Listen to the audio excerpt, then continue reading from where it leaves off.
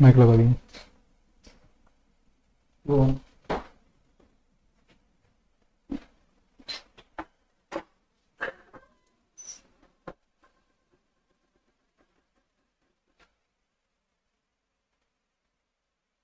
Very good morning, very good morning to all.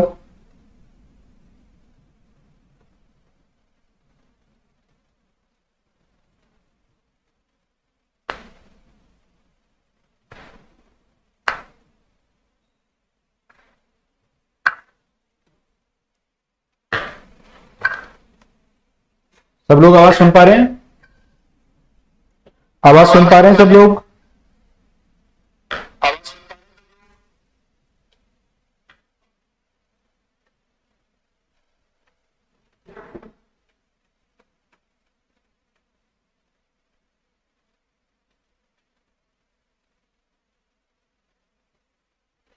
Very good morning Himanshu, Shravan, Fareen, Gunjan, Sanya Devi, Himanshu Pandit, Anshika, Ritu, Shravan Kumar. Very very good morning to all. Very very warm good morning, very very warm good morning.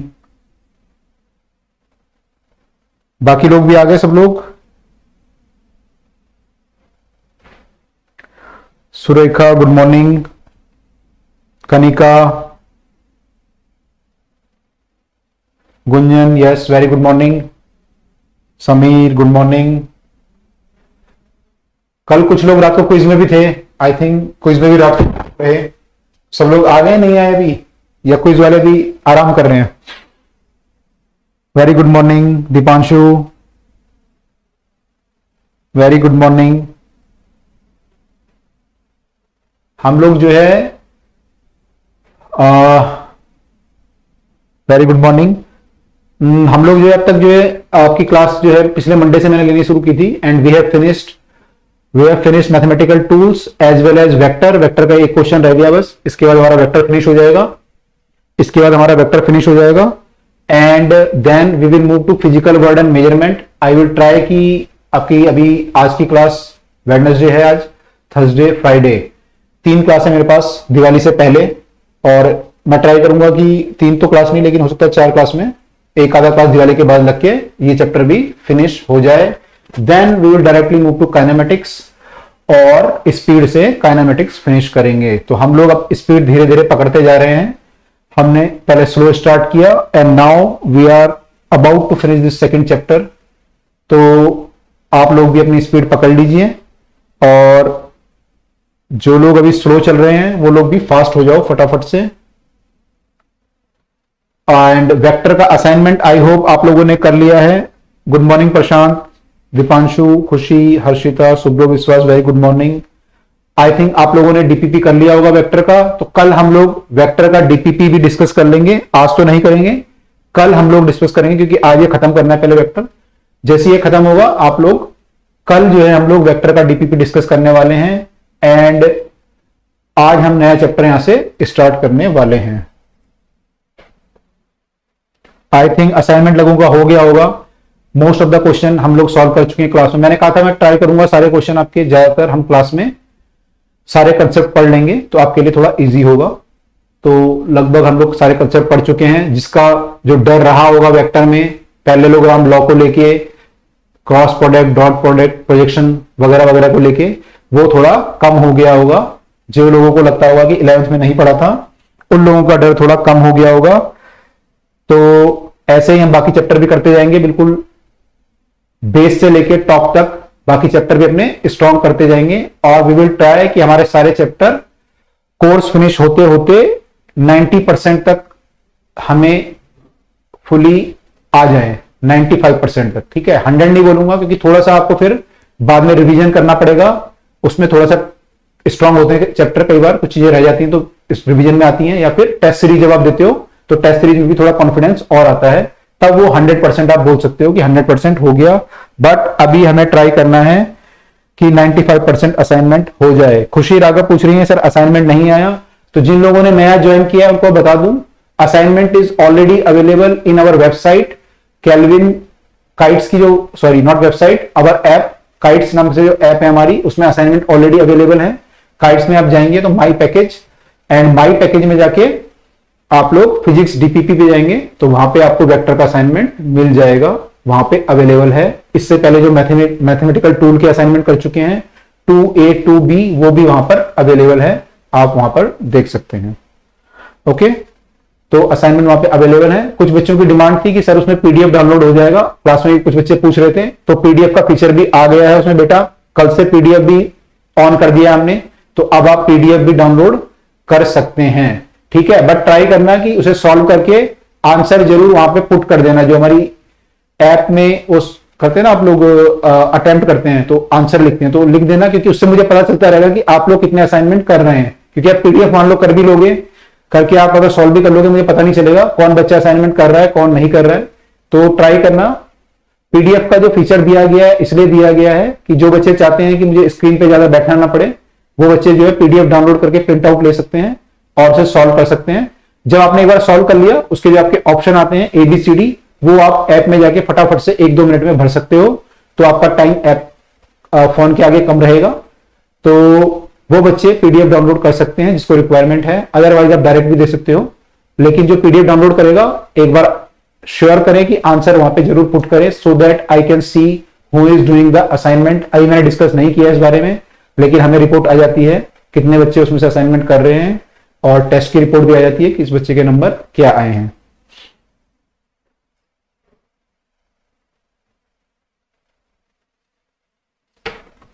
तो let us start with this question, and फटाफट से question जो है what is the component of 3i + 4j along i + j, इसे खत्म कर लेते हैं। लास्ट क्वेश्चन है वेक्टर का, लास्ट क्वेश्चन है वेक्टर का। तो बेटा बड़ा सिंपल क्वेश्चन था, मैं कल बता भी चुका था आपको। Component of 3i + 4j along i + j पूछा है इसमें। तो 3i + 4j समवेयर मान लो इधर है 3i + 4j, और इसका कंपोनेंट हमें चाहिए i + j के अलोंग। i + j वैसे छोटा होगा, मैंने काफी बड़ा बना दिया है, क्योंकि अगर 3i + 4j इतना बड़ा है तो ये i + j तो काफी छोटा होगा इसके मुकाबले, क्योंकि इसका मैग्नीट्यूड जो है √2 है। इसका मैग्नीट्यूड अगर आप निकालेंगे तो 1 का स्क्वायर + 1 का स्क्वायर √2 आएगा। इसका मैग्नीट्यूड अगर आप निकालोगे तो 3 का स्क्वायर + 4 का स्क्वायर यानी कि 5 आएगा इसका मैग्नीट्यूड। तो ये 5 है और इसका मैग्नीट्यूड √2 यानी कि 1.41 है, तो थोड़ा सा छोटा होगा, लेकिन मैंने बना दिया है आपको दिखाने के लिए। ठीक है, क्वेश्चन क्या है, what is the component of 3i + 4j along i + j, यानी कि इसका कंपोनेंट इस डायरेक्शन में क्या होगा। तो हमने कल पढ़ा था इसका कंपोनेंट जो होगा, मान लो ये वेक्टर आपका a है और ये b है, तो b का कंपोनेंट a की डायरेक्शन में क्या होता है। अगर एंगल थीटा है तो मैग्नीट्यूड उसका होता है b cos थीटा। ठीक है, this is only the magnitude. b का जो मैग्नीट्यूड होगा, प्रोजेक्शन होगा a पर, वो होगा b cos थीटा, वो होगा b cos थीटा। सब लोगों ने डी लगा दिया। अच्छे लोग सॉल्व करके आए थे घर से, सब लोगों ने डी लगा दिया है, लोग सॉल्व करके आए हैं, आई होप।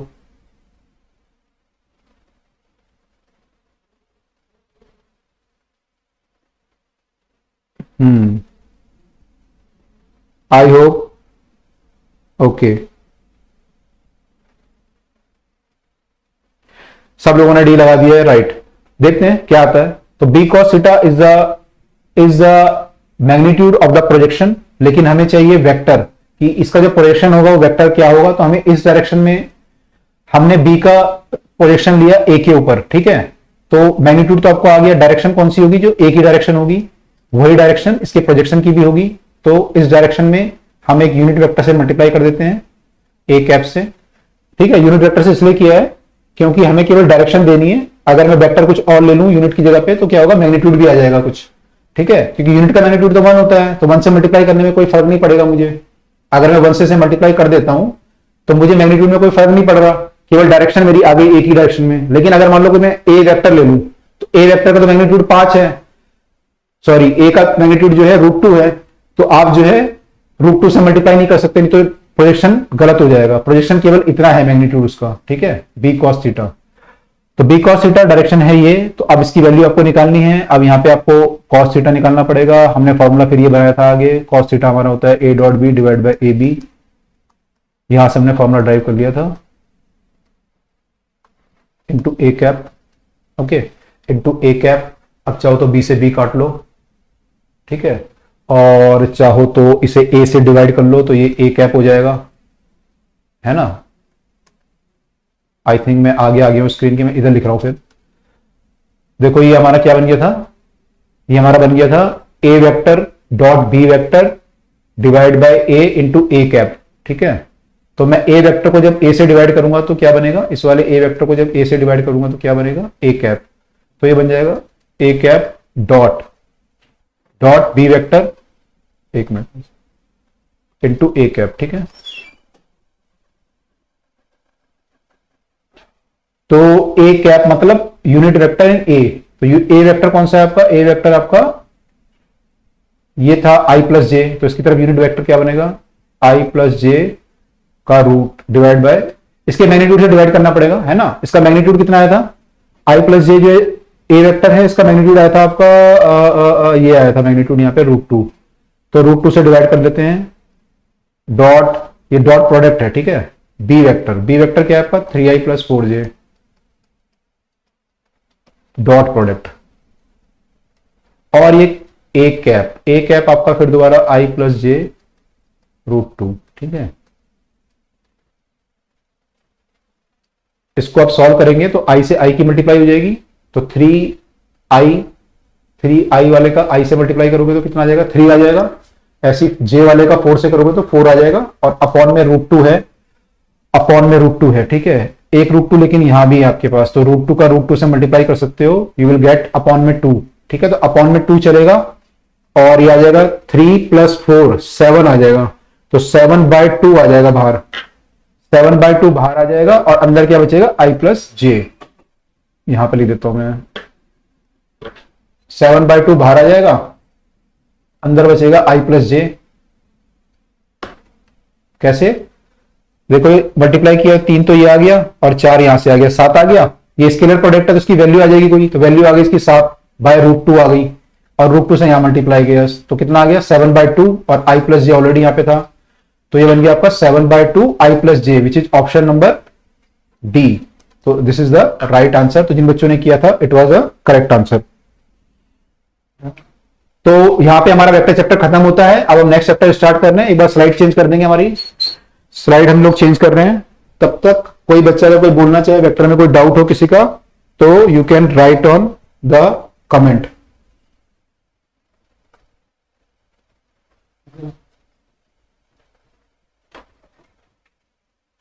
यस बेटा, ऐप पे जो स्टडी मटेरियल दिया हुआ है वो भी पढ़ना है, और हम लोग ट्राई ये कर रहे हैं, जो हमारी स्लाइड भी मेरी बनी हुई है वो सारी स्टडी मटेरियल से ही मेनली बनी हुई है, वो सारी स्लाइड भी स्टडी मटेरियल से ही बनी हुई है। माउस से मूव नहीं करेंगे, माउस से भी करेगा या इससे करना है, माउस से इसी से करना है, ये इसी से करना। I can write on this, yes you can, कोई पेन सेलेक्ट करके, ठीक है। ओके, डार्क कलर लेना पड़ेगा।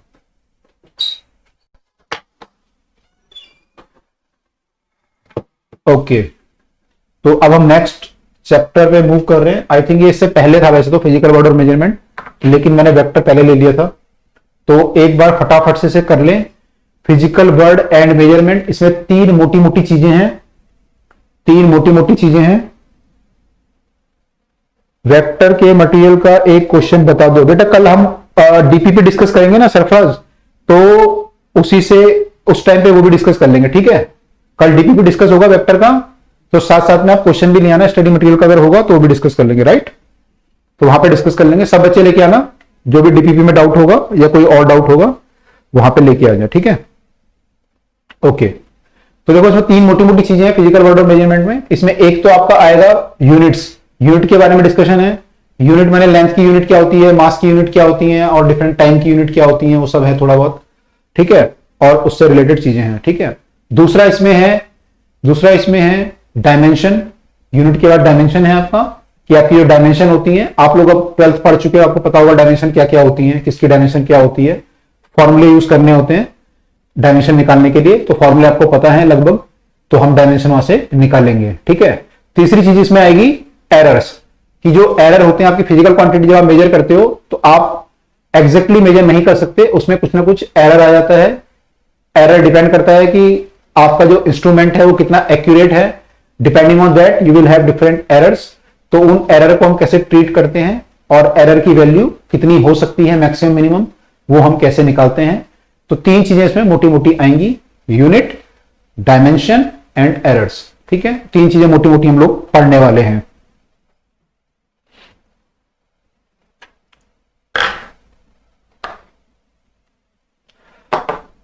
तो ये तो आप ऑलरेडी पढ़ चुके हो, सिस्टम ऑफ यूनिट क्या होती हैं। All quantities which are used to describe the law of physics are known as physical quantity. जब हमने वेक्टर स्टार्ट किया था, कुछ बच्चे पूछे थे ना कि ये वेक्टर होगा या स्केलर होगा, मैंने कहा था फिजिकल क्वांटिटी की बात कर रहे हैं हम लोग, है ना। आप हर चीज को नहीं बोल सकते कि ये वेक्टर है या स्केलर है। जैसे आपने मान लो आम है या सेब है, आपने बोला सेब स्केलर है या वेक्टर है, तो सेब ना तो स्केलर है ना वेक्टर है। आप सेब के मास की बात अगर करोगे तो मैं बोलूंगा कि ये स्केलर है ना। सेब की अगर आप वेट की बात करोगे तो मैं वेक्टर बोलूंगा उसे। लेकिन अगर आप बोलोगे सेब, तो सेब कुछ भी नहीं है। ठीक है, तो हम जो यहाँ पे बात कर रहे हैं किसकी कर रहे हैं, फिजिकल क्वांटिटीज की बात कर रहे हैं, फिजिकल क्वांटिटीज। ठीक है, अब जो फिजिकल क्वांटिटी है वो उनको आप अलग अलग टाइप से डिवाइड कर सकते हो। तो स्केलर और वेक्टर आप ऑलरेडी पढ़ चुके हो, पढ़ के आए हो अभी। स्केलर क्वांटिटी और वेक्टर क्वांटिटी ये based on their directional properties हैं, based on their directional properties हैं। ठीक है, ऐसी इनकी डिपेंडेंसी आपकी दो तरह की क्वांटिटी हो सकती है, फंडामेंटल और ड्राइव। फंडामेंटल बेटा वो होती है जो किसी और पे से ड्राइव नहीं होती। जैसे मान लो लेंथ है, length is a fundamental quantity. लेकिन मान लो एरिया है, तो एरिया क्या है, लेंथ इंटू ब्रेथ है, तो लेंथ और लेंथ पे डिपेंड है, दो लेंथ पे डिपेंड है। तो एल इंटू बी या एल इंटू एल है। ठीक है, तो उससे क्या बोलेंगे हम, ड्राइव। तो जो फंडामेंटल क्वांटिटीज होंगी जैसे कि लेंथ, मास, टाइम एक्सेट्रा, वो होंगी उनको बोलेंगे फंडामेंटल क्वांटिटीज। लेंथ, मास, टाइम एक्सेट्रा एक्सेट्रा जो है इनको बोलेंगे फंडामेंटल क्वांटिटीज। और जो वॉल्यूम, वेलोसिटी, प्रेशर, ये ड्राइव जो सारी होती हैं इनको हम बोलेंगे ड्राइव्ड क्वांटिटीज। तो ये आपको इतनी जरूरत नहीं है, आपका तो कंपटीशन होगा। अभी देखो 7 आपकी जो है फिजिकल क्वांटिटी, ये बेसिक मानते हैं हम लोग, और 2 सप्लीमेंट्री हैं, इनको हम मानते हैं कि ये आपकी फंडामेंटल क्वांटिटीज हैं। इनको ड्राइव करके आप किसी की भी यूनिट निकाल सकते हैं, किसी भी और ड्राइव्ड क्वांटिटी की यूनिट इनसे निकाल सकते हैं। ठीक है, तो कौन कौन सी होती है बेसिक आपकी, एक तो मास होती है, एक लेंथ होती है, ये मीटर में होती है, टाइम सेकंड में, टेम्परेचर केल्विन में, इलेक्ट्रिक करंट आपका ampere, luminous intensity candela, and quantity of matter mole में होती है। ठीक है, और फिर उसके बाद एक प्लेन एंगल और फिर सॉलिड एंगल। ठीक है, प्लेन एंगल और सॉलिड एंगल। तो आई थिंक आपको लगभग ये सारा पता होगा, मास, लेंथ, टाइम, टेम्परेचर, करंट तो पता होगा, मोल पता होगा। ल्यूमिनस इंटेंसिटी जो होती है, लाइट की इंटेंसिटी, जो लाइट यहां पे आ रही है मेरे पास, मान लो उसकी इंटेंसिटी कितनी ज्यादा है, तो उसको हम कैंडेला में नापते हैं, उसके बाद। ठीक है, और ये जो सारी क्वांटिटी है सारी बेसिक है, उनमें कोई आपस में आप ड्राइव नहीं कर सकते किसी को। आप टेम्परेचर को इनसे ड्राइव नहीं कर सकते, इलेक्ट्रिक करंट से या टाइम से। ठीक है, इनसे आप ड्राइव नहीं कर सकते इनको। तो ये सारी आपस में इंडिपेंडेंट है और इनका यूज करके आप ड्राइव्ड क्वांटिटी को ड्राइव कर सकते हैं। अच्छा, मैं साइड हो जाता हूं, आप ले लो फोटो। इनको यूज करके आप जो है ड्राइव्ड क्वांटिटी को निकाल सकते हैं। तो आपको कैंडेला का आइडिया मैंने दे दिया है। एक और आपका है सॉलिड एंगल। प्लेन एंगल तो आपको पता है, प्लेन एंगल आप डिग्री में नापते हैं वैसे, लेकिन हमारी एसआई यूनिट जो है वो रेडियन है। और सॉलिड एंगल एक होता है स्ट्रेडियन में नापते हैं। सॉलिड एंगल ये होता है कि आपको जरूरत तो नहीं पड़ेगी, इंजीनियरिंग वाले स्टूडेंट को जरूरत पड़ जाती है कभी कभी अच्छे क्वेश्चंस में। सॉलिड एंगल ये होता है कि अगर कोई एक सरफेस है, मान लो काफी बड़ा सरफेस, मान लो एक स्फीयर है, स्फीयर का आपने एक पार्ट लिया, ठीक है, तो वो कितना एंगल सबटेंड कर रहा है एक पॉइंट पे, मान लो सेंटर पे। ठीक है, आपने स्फीयर लिया, स्फीयर का पूरा एरिया है, तो ये एरिया का एंगल कैसे निकालूंगा मैं, सॉलिड एंगल बनेगा। ये लाइन तो नहीं है, अगर ये लाइन होती है एक, तो मैं क्या करता, दोनों लाइन के 2 पॉइंट को जोड़ देता सेंटर से और इसके बीच का एंगल नाप लेता, तो मेरा कौन सा एंगल आता है, प्लेन एंगल आता। लेकिन ये लाइन नहीं है, एरिया है, तो एरिया का क्या करना पड़ेगा, मुझे सारी लाइनें जोड़नी पड़ेगी सेंटर से, तो वहां से फिर मुझे वो एंगल नापना पड़ेगा। तो आपके कंसेप्ट आपके उसका नहीं है काम का, तो मैं ज्यादा मूव नहीं कर रहा इसमें। तो स्ट्रेडियन जो है 1 मोर क्वांटिटी है। ठीक है, नेक्स्ट है डिफरेंट सिस्टम ऑफ यूनिट। तो आपके डिफरेंट सिस्टम ऑफ यूनिट कौन कौन सी होती हैं, तो एक फुट पाउंड सेकंड होती है, सीजीएस होती है और एमकेएस होती है। ठीक है। हम लोग जो यूज कर रहे हैं यूजुअली इंडिया में जो है हम MKS यूज कर रहे हैं। फुट पाउंड वाली जो होती है वो यूजुअली ब्रिटेन में यूज होती थी, अब तो खैर कम होने लग गई है। और सीजीएस जो है काफी छोटी क्वांटिटीज के लिए यूज होती है, तो सीजीएस सिस्टम भी होता है। फुट पाउंड सेकंड बोलते हैं इसे, FPS में फुट पाउंड सेकंड, ठीक है। यहाँ पे सेंटीमीटर, ग्राम, सेकंड, मैंने आप मास नाप रहे हो एक तो, और एक सॉरी लेंथ नाप रहे हो, मास नाप रहे हो और टाइम नाप रहे हो। ऐसे यहाँ पे लेंथ, मास और टाइम, ठीक है। तो ऐसे आपने यहाँ पे MKS सिस्टम बनाया, तो यहाँ मीटर, किलोग्राम और सेकंड में नापा। तीन चीजें आपको चाहिए, तो तीन सिस्टम आपके पास हैं, MKS, CGS और FPS। तो आप अगर जब हायर क्लासेस में जाओगे, आप लोग देखोगे कुछ किताबें अभी भी जो है FPS सिस्टम पे आती हैं, जो फॉरेन से आती हैं छप के।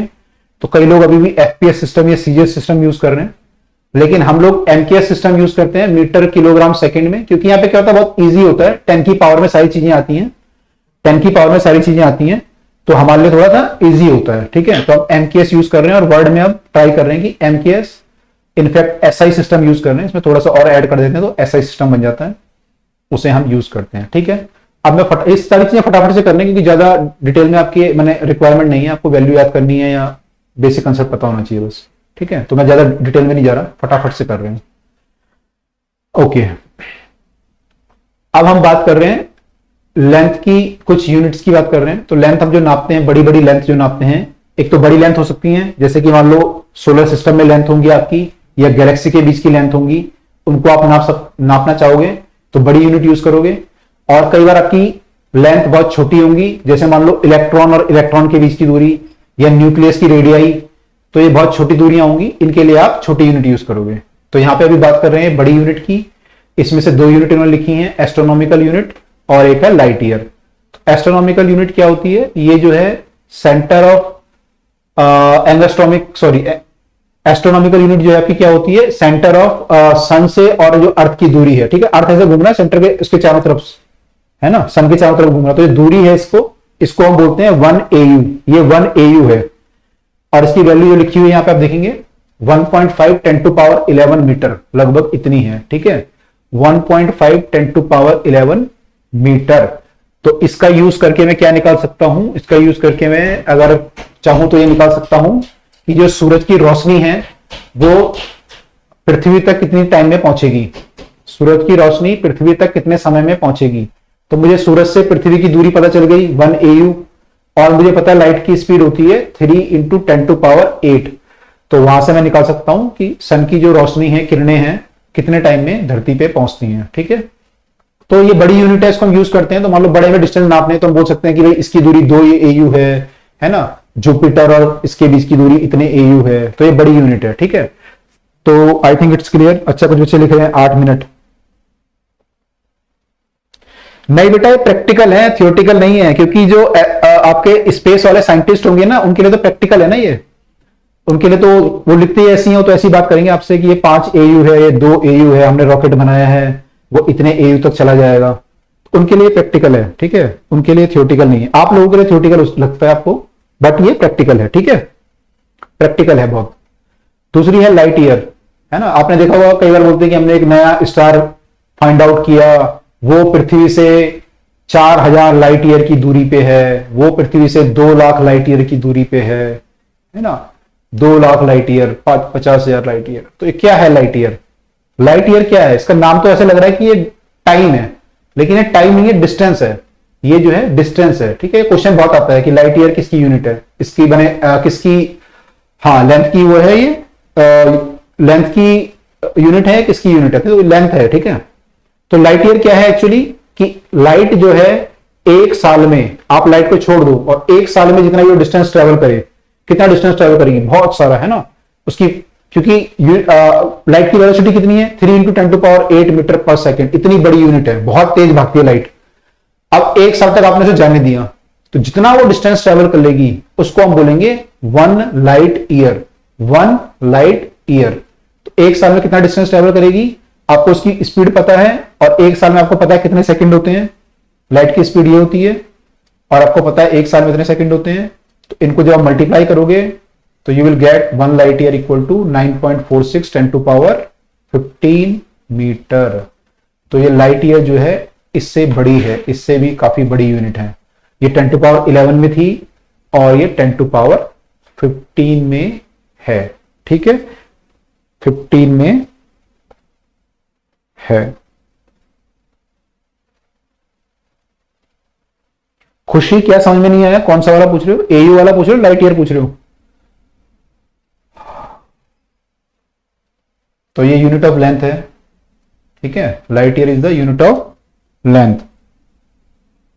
लाइट ईयर, हाँ लाइट ईयर बेटा ये है कि लाइट एक साल में कितना डिस्टेंस ट्रेवल करेगी, है ना। लाइट एक साल में कितना डिस्टेंस ट्रेवल करेगी। आपने मान लो लाइट को यहां से भेजा और लाइट चल रही है अपनी स्पीड से, जो उसकी स्पीड है 3 इंटू 10 टू पावर 8, तो एक साल में कितना डिस्टेंस ट्रेवल करेगी। जैसे कुछ बच्चों ने भी लिखा कि इतने मिनट में जो है सन से और अर्थ तक जो है लाइट आती है इतने मिनट में, है ना। I don't remember the exact value, I think 8 minute 20 second के आसपास शायद कुछ होता है मेरे ख्याल से, है ना।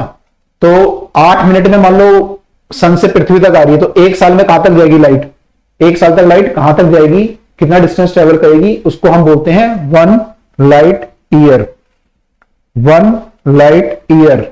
ठीक है, तो आई थिंक क्लियर होगा ये। तो 1 लाइट ईयर की जो आपकी वैल्यू आ रही है वो कितनी आ रही है? 9.46 10 टू पावर 15। ठीक है, अब यहां पे एक इंटरेस्टिंग बात देखो, अगर मान लो लाइट को एक साल लग रहा है आने में, है ना। आपने अगर मान लो किसी स्टार को देखा और वो आपसे 200 लाइट ईयर दूर है, 200 लाइट ईयर, और आपने देखा कि स्टार में तो ब्लास्ट हो गया, एकदम से ब्लास्ट हो गया स्टार में, तो आपने अब देखा कि ब्लास्ट हुआ, लेकिन ब्लास्ट हुआ कब होगा? वो ब्लास्ट हुआ होगा 200 साल पहले। 200 साल पहले ब्लास्ट हो गया था। अब आपको लाइट पहुंची वहां से, अब आपकी आंखों में आपने देखा कि यहाँ पे ब्लास्ट हो गया। तो आप समझ रहे हो इतना दूर वो स्टार था कि उसको 200 साल तो लाइट को आने में लग गया वहां से, 200 साल लाइट को। तो इतना बड़ा ये यूनिवर्स है हमारा, इतना बड़ा यूनिवर्स है ना। आप स्टार फाइंड आउट करते हो 1 लाख लाइट ईयर दूर, 2 लाख लाइट ईयर दूर, तो इट्स वेरी डिफिकल्ट, है ना। It's very big, actually very big, and you can not predict कि अभी वहां पे क्या हो रहा है, क्योंकि आप जो देख रहे हो तो 200 साल पुरानी चीज देख रहे हो, आप हिस्ट्री देख रहे हो, आप हिस्ट्री देख रहे हो।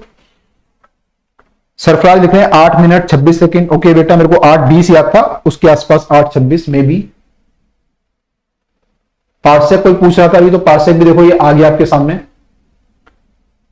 सही लिखा है आपने, 10 टू पावर 16, 3.1 10 टू पावर 16। तो देखो पार्सेक होता क्या है, इसको समझ लो। पार्सेक क्या होता है?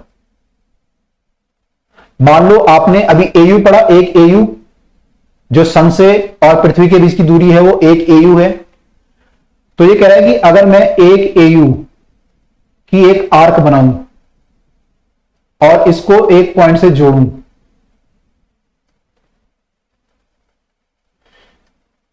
ये जो आर्क है इसकी लेंथ कितनी है? इसकी जो लेंथ है वो कितनी है? एक एयू, बहुत बड़ी, जितने की पृथ्वी से और सूरज की दूरी है उतने अगर मैं एक आर्क बनाऊं और उसको एक पॉइंट से जोड़ूं, ये पॉइंट मैं कैसे लूंगा? ये पॉइंट मैं वहां पे लूंगा जहां पे कि, ये पॉइंट मैं वहां पे लूंगा जहां पे कि क्या होगा, जहां पे कि ये जो एंगल होगा इतना छोटा होगा कि ये 1 सेकंड के बराबर होगा। ठीक है, 1 सेकंड।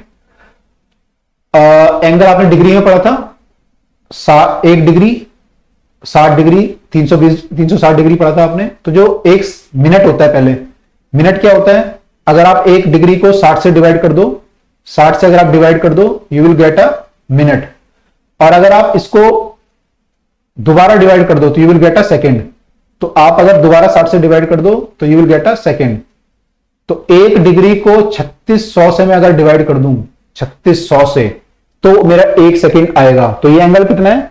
बहुत छोटा एंगल है, बहुत छोटा एंगल, बहुत ही छोटा एंगल। ठीक है, 1/3600 है ये डिग्री का, 1/3600 है, 1/3600 है ये डिग्री का। ठीक है, तो बहुत ही छोटा एंगल है। तो इतना छोटा एंगल बनाने के लिए मुझे पॉइंट P जो है बहुत दूर लेना पड़ेगा, क्योंकि आर्क आपकी बहुत बड़ी है, 1 एयू की आर्क है, और आप चाहते हो एंगल बहुत छोटा बने। जितना मैं क्लोज जाऊंगा एंगल बड़ा बनता जाएगा, उतना एंगल क्या होगा? बड़ा बनेगा। लेकिन मैं चाह रहा हूं कि छोटा एंगल बने, तो मुझे बहुत पीछे जाना पड़ेगा, बहुत दूर, बहुत दूर। तो ये डिस्टेंस मान लो आपकी रेडियस आर है, आप इतना दूर चले गए कि ये डिस्टेंस आर हो गया, ठीक है, ये डिस्टेंस आर हो गया और यहां पे एंगल 1 सेकंड का बन गया, यहां पे 1 सेकंड का बन गया। अच्छा अभी दे देता हूं मैं आपको, श्रवण कुमार पूछ रहे हैं कि पिछले वाली स्लाइड का वो लेना है, अभी ले लेना बेटा, अभी देता हूं, इसको खत्म कर दें पहले, इसका ले लो तब तक आप पिक्चर, है ना। वैसे आप वीडियो चलती है, वीडियो से भी ले सकते हो, जब वीडियो दोबारा चलती है ना उसमें भी ले सकते हो, यहां भी ले, अभी दे देता हूं। तो ये जो है आर बन गया आपका, तो ये आर बहुत बड़ा होना चाहिए और ये जो आर होगा जिसपे कि एक एयू की आर्क सेंटर पे 1 सेकंड का एंगल बनाएगी, ये जो डिस्टेंस होगा इसको हम बोलते हैं 1 पारसेक, इसको हम क्या बोलते हैं 1 पारसेक। तो 1 पारसेक की डेफिनेशन क्या लिखी हुई है, it is the radius of the circle, ये एक सर्कल की रेडियस है, कौन से सर्कल की, जिसपे कि एक आर्क अगर आप लो 1 एयू की, अगर आप एक आर्क लो 1 एयू की, वो एन एंगल 1 सेकंड जो है सबटेंड करे कहां पे, सेंटर पे, सेंटर पे 1 सेकंड सबटेंड करे, तो उसे हम बोलते हैं 1 पारसेक। तो ये बहुत रिक्वायर्ड नहीं है, आपको वैल्यू याद कर लो सीधा, मैंने आपको बता दिया पूरा, लेकिन इतना बड़ा आपको रिक्वायरमेंट नहीं है, डेफिनेशन तो यूजुअली नहीं पूछता। तो 1 पारसेक की जो वैल्यू है वो इतनी है और ये काफी बड़ी है, लाइट ईयर से भी बड़ी है। तो एयू से बड़ा था लाइट ईयर, आपने देखा एयू से बड़ा लाइट ईयर था और लाइट ईयर से बड़ा भी ये आ गया आपका, एयू से बड़ा लाइट ईयर आया था आपका और लाइट ईयर से ज्यादा पारसेक आ गया। तो कई बार ये पूछ लेता है कि व्हाई दिस इज कमिंग, कई बार ये पूछ लेता है कि कौन सा इसमें से बड़ा होगा, ठीक है। आज बेटा स्लाइड में कुछ प्रॉब्लम आ रही है, कोई बात नहीं, थोड़ा सा मैनेज करना पड़ेगा। तो यहां पे दोबारा लिख देता हूं मैं, एयू से बड़ा पारसेक, सॉरी लाइट ईयर, और लाइट ईयर से बड़ा क्या है, पारसेक है, ठीक है। तो this is the order of the length, ठीक है। तो पारसेक सबको समझ में आ गया, तो एक बार यस लिख दो और जिसको पीछे वाली पिक लेनी थी वो पिक ले लो। अब बाकी लोग यस लिख दो अगर पारसेक समझ में आ गया कि पारसेक होता क्या है, ठीक है।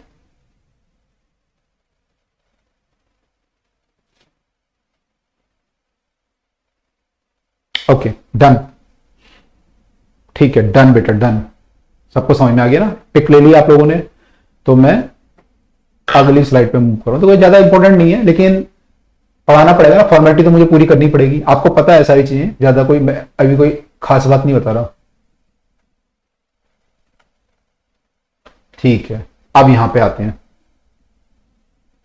ये जो है छोटी यूनिट आ गई, बहुत छोटी यूनिट है ना, wavelength of light, radius of nucleus, ऐसी चीजें जब आती हैं तो वहां पे क्या होता है, माइक्रोन यूज करते हैं, इतने माइक्रोन का डिस्टेंस, इतने नैनो का डिस्टेंस, इतने एंगस्ट्रॉम, फर्मी, न्यूक्लियस रेडियाई के लिए फर्मी यूज करते हैं ना।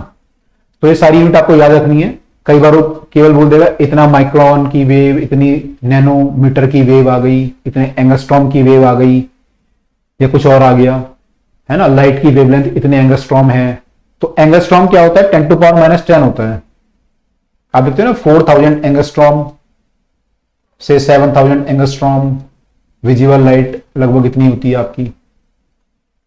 एंगस्ट्रॉम कितना होता है, 10⁻⁻10, यानी ये लेंथ कितनी हो गई, 4000 इंटू 10⁻⁻10 मीटर, यानी कि 4 इंटू 10⁻⁻7 मीटर,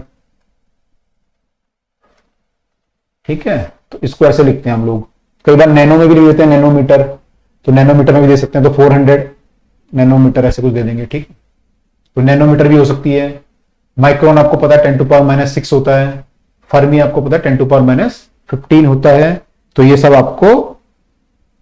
आपको याद रखना है। Attendance link is not available, Vivek कह रहे हैं अटेंडेंस लिंक अवेलेबल नहीं है, तो जो भी कोऑर्डिनेटर, एकेडमिक कोऑर्डिनेटर वहां पर हैं, वो प्लीज इसको कर दें, वो प्लीज इसको कर दें। लिंक वहां पे अवेलेबल करा दें। वैसे हम लोग थोड़ा चेंज कर रहे हैं ऐप, आपका जो है फटाफट लिंक जो है एक नए ढंग से हम लोग डाल रहे हैं, तो वो भी आपको 1-2 दिन में अवेलेबल हो जाएगा। जैसे हमने डीपीपी आपके लिए अवेलेबल किया है, ऐसे ही हम लिंक के लिए भी आपके लिए थोड़ा सा नई चीज कर रहे हैं एक्सपेरिमेंट, तो वो भी आपको जल्दी मिल जाएगा। अच्छा, अब मैं आता हूं मास। मास नापते हैं जो हैवी मासेस और स्मॉल मासेस। तो हैवी मासेस आप जो नापते हो, देखो पाउंड तो हम यूजुअली यूज नहीं करते, फिर भी पाउंड देख लो कितना होता है, 454 ग्राम लगभग होता है ना, सॉरी हाँ 454 ग्राम हो गया, किलोग्राम में ना 454 ग्राम हो गया, यानी कि लगभग आधा किलो है ना। पाउंड वगैरह यूजुअली यूज नहीं करते। आई थिंक जब लोग सर्दियों में ऊन खरीदने जाते हैं ना, ऊन के जब गोले आते हैं उनको शायद वो पाउंड में मेजर करते हैं, या कई कुछ कुछ जगह पे पाउंड यूज होता है, लेकिन बहुत जगह यूज नहीं होता। और आपके क्वेश्चन में मैंने यूजुअली पाउंड आते हुए नहीं देखा, तो आपके साथ पाउंड नहीं आएगा। एंगस्ट्रॉम और नैनो में भाई वो 10 to power -10 है। सरफराज कह रहे हैं कि एंगस्ट्रॉम और नैनो में क्या रिलेशन है। एंगस्ट्रॉम 10 to power -10 है, नैनो वाला -9 था, तो वो 10 गुना बड़ा है उससे, नैनो वाला 10 गुना बड़ा हो गया उससे। ये था ना यहाँ पे, कहां गया ये 10 to power -9 है नैनो, और ये ये है -10। तो एंगस्ट्रॉम वाला कम है, छोटा है 10 गुना, या नैनो आप बोल सकते हो 10 गुना बड़ा है उससे, नैनोमीटर बड़ा है, ठीक है। हाँ 10 टाइम्स हो जाएगा, अगर रिलेशन आपको एग्जैक्ट रिलेशन चाहिए तो 10 टाइम्स हो जाएगा। 1 नैनोमीटर इक्वल टू 10 एंगस्ट्रॉम हो जाएगा, सॉरी हाँ 1 नैनो इक्वल टू 10 एंगस्ट्रॉम के बराबर, ठीक है ओके। इजी है तो निकाल लोगे। हाँ दोनों वेवलेंथ के लिए यूज करते हैं। तो नैनो 10 to power -9 है, वो 10 है, तो अगर आप 4000 एंगस्ट्रॉम लिख रहे हो तो आप 400 नैनोमीटर लिखोगे। जो आप 7000 एंगस्ट्रॉम लिख रहे हो उसको 700 नैनोमीटर लिखोगे। तो कई बार 700 लिखा रहता है, 400 से 700, और कई बार लिखा रहता है 4000 से 7000 एंगस्ट्रॉम, तो वो दोनों सेम चीज है। ओके ओके, सरफराज का क्लियर हो गया डाउट? सरफराज ओके लिख रहे हैं, तो आगे मूव कर रहा हूं मैं। हम लोग बात कर रहे थे अब मास की। तो मास आपका जो है, मैंने कहा था पाउंड तो बहुत कम यूज करते हैं, टन यूज करते हैं। आपके टन के कई बार क्वेश्चन आ जाएंगे कि एक truck of this many tons is going on incline plane, उसका रेसिस्टेंस कितना होगा, ऐसे ऐसे क्वेश्चन कभी कभी आ जाएंगे, तो आपको ध्यान रखना है। या कई बार ऐसे आ जाएगा कि पावर एक मोटर जो है उससे एक ट्रक को खींचा जा रहा है ना, और ट्रक का जो वेट है वो इतने टन है, तो टन कितना होगा 1000 kg। टन जो है बड़ी यूनिट होती है काफी, 1000 किलोग्राम के बराबर होती है। तो यूजुअली ट्रक व्रक का जो वेट होता है ना वो टन में दिया रहता है कई बार, या क्रेन आपकी इतने टन की है वो सब दिया रहता है। क्विंटल होता है एक, क्विंटल। क्विंटल में क्या होता है, आपने देखा होगा जो लोग गांव से बिलोंग करते होंगे, अनाज को क्विंटल में नापते हैं कि इतना क्विंटल गेहूं हो गया, इतने क्विंटल धान हो गया। या फिर जो लोग घर भी शहरों में घर बनाते होंगे, तो जब लोहा लेके आते हैं ना, सरिया डालते हैं जो लेंटर में, सरिया जब डालते हैं तो वो भी क्विंटल में आपको देते हैं कि इतने क्विंटल आ गया, तो वहां पे हम क्विंटल यूज करते हैं। तो ये 100 किलो है, ये छोटा है क्विंटल, ये 100 किलो है, और ये 1000 किलो है। तो ध्यान रखना कि ट्रक का वेट टन में है तो बड़ा होगा, है ना। एक ट्रक में कई सारे सरिया आ सकते हैं ना, कई क्विंटल सरिया आ सकता है, सरिया क्विंटल में होगा और ये टन में होगा। तो कई बार क्विंटल में देगा आपको क्वेश्चन में, कई बार टन बोल देगा, तो ये याद रखिएगा दोनों 1000 और 100, ठीक है। अब कई बार जो है मास बहुत छोटा होता है, बहुत छोटा मास होता है, तो वहां पे हम क्या यूज करते हैं, AMU, atomic mass unit. AMU, आप यू भी लिखते हो कई बार, यूनिफाइड यूनिट है ना, तो वो होता है 1.66 10 to power -27 kg। किसका मास है ये, किसका मास है ये, 1.67 भी लिखते हैं कई बार, किसका मास है ये इतना छोटा,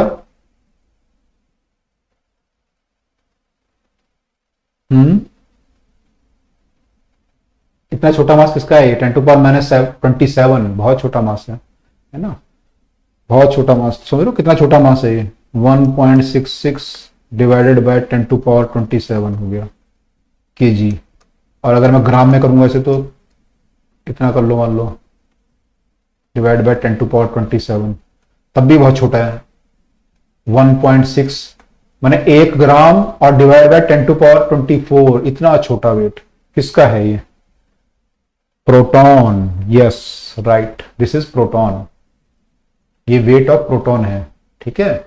तो प्रोटॉन का वेट इतना लेते हैं। अच्छा, अब लगे हाथों इलेक्ट्रॉन का भी बता दो मुझे कितना होता है, फिर लगे हाथों इलेक्ट्रॉन का भी बता दो कितना होता है, फिर आगे मूव कर रहा हूं। है ना, जो लोग अभी जागे नहीं वो जाग जाओ, इलेक्ट्रॉन का वेट लिख दो फटाफट से।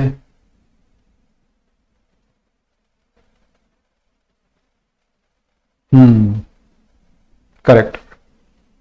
10⁻31 और भी छोटा, इससे भी छोटा 9.11, 10⁻9.1 समथिंग होता है, 10⁻31 और भी छोटा, इससे भी छोटा, तो बहुत ही छोटा होता है। इलेक्ट्रॉन बहुत हल्का होता है ना, इसलिए जब भी हम एटॉमिक मास लेते हैं यूजुअली, तो हम लोग उसमें प्रोटॉन और न्यूट्रॉन का मास लेते हैं, हम लोग इलेक्ट्रॉन को यूजुअली नेग्लेक्ट कर देते हैं, है ना, क्योंकि बहुत छोटा होता है। करेक्ट लिख रहे हैं आप लोग? यस करेक्ट है। सृष्टि, सरफराज, तानिया, विधि सबने सही लिखा है, अंशिका ने ठीक लिखा है, सरफराज ने थोड़ा सा गलत लिख दिया, बाद में शायद ठीक किया है। निखिल करेक्ट, दीपांशु करेक्ट, कनिका, ऋतु 9.1, 10⁻31, शिवानी, शोभा, सान्या, प्रशांत 10⁻31 लिखा, प्रशांत ने 31 लिख दिया है, फरीन ने भी 31 लिख दिया है, लेकिन -31 आएगा, ठीक है, -31 आएगा, राइट। तो आगे मूव कर रहा हूं मैं फटाफट से। अब आ गई आपकी टाइम।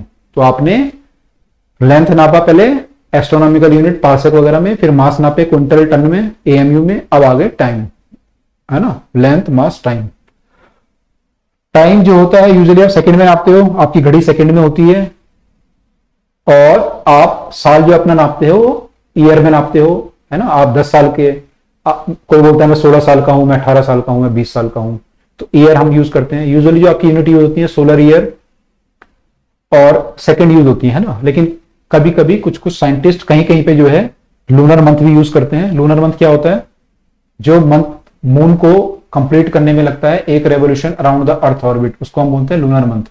और इसकी जो वैल्यू होती है वो लगभग होती है 27 दिन, 27.3 दिन, ठीक है। तो this is lunar month. Solar month आपको पता ही है, जो अर्थ लेती है, अर्थ घूम रही है सूरज के चारों तरफ और चंद्रमा घूम रहा है पृथ्वी के चारों तरफ, तो जो अर्थ टाइम लेती है उसको बोलते हैं 365 सोलर ईयर, तो उसकी वैल्यू इतनी होती है। और जो चंद्रमा लेता है पृथ्वी को घूमने में वो होता है इतना। तो ये दोनों तो क्लियर है।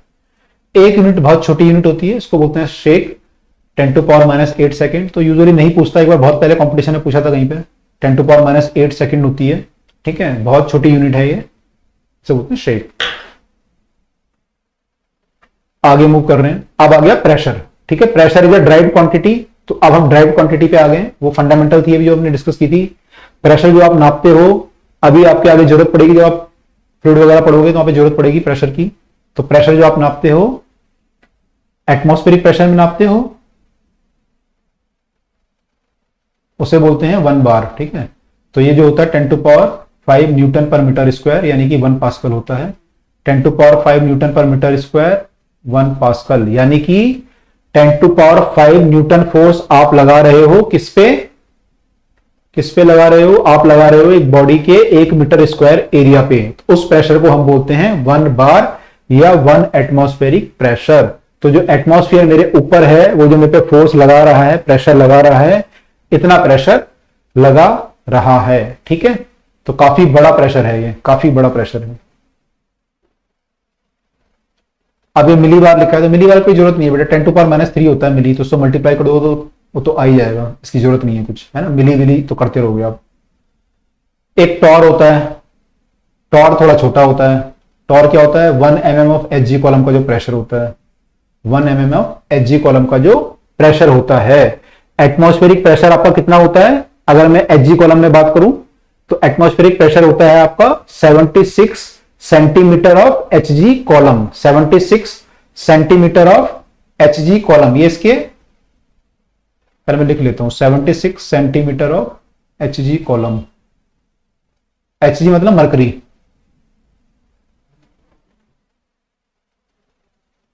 इतने मरकरी के कॉलम के बराबर होता है, ठीक है। या फिर 760 mm, अगर mm में लिखोगे तो 760 mm, ठीक है। इसके बराबर होता है, ध्यान रखना, बराबर होता है, इक्विवेलेंट होता है, इक्वल नहीं होता, इक्विवेलेंट।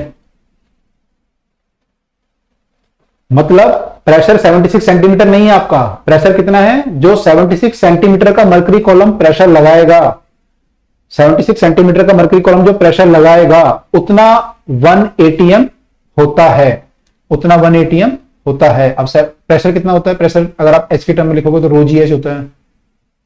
तो जब आप एच को इतना पुट करोगे यहां पे, उससे आपका प्रेशर निकल के आएगा, उस प्रेशर को हम बोलेंगे 1 एटीएम, उसको हम बोलेंगे 1 एटीएम। और उसकी वैल्यू कितनी होगी, उसकी वैल्यू इतनी होगी, उसकी वैल्यू इतनी होगी, ठीक है। इसको हम बोलेंगे 1 एटीएम।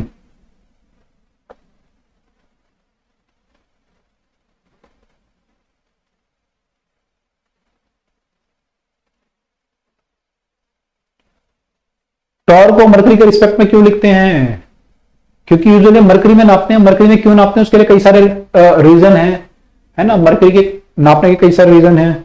जानना चाहते हो आप लोग क्यों है? कौन पूछ रहे थे इसे? सरफराज पूछ रहे थे।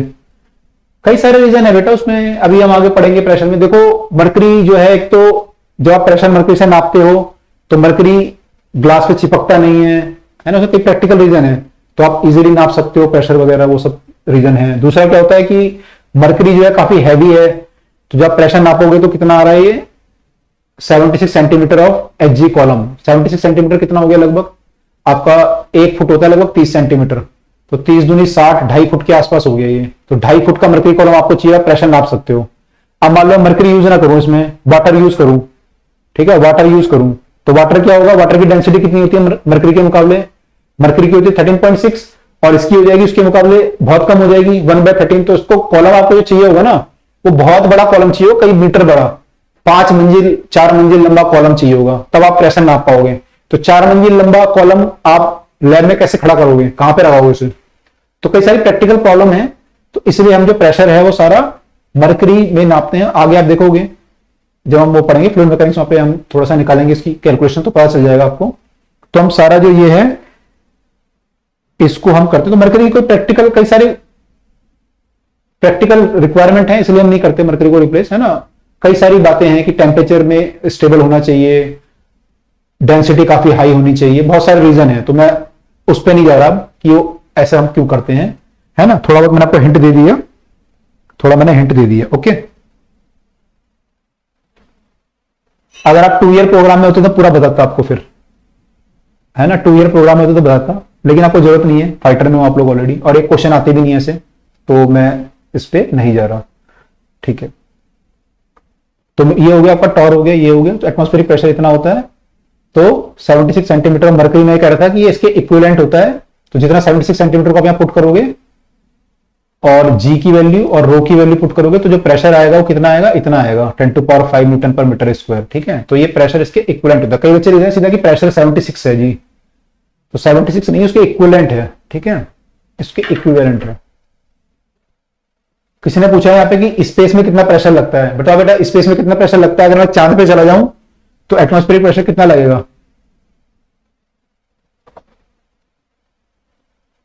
मनी वर्मा पूछ रहे थे स्पेस में कितना प्रेशर लगता है, बताओ चांद पे चला जाऊं तो प्रेशर कितना लगेगा। अब आप पूछ रहे हो तो बता दो फटाफट, अब कितना लगेगा चांद पे प्रेशर एटमॉस्फेरिक? नहीं पता किसी को भी?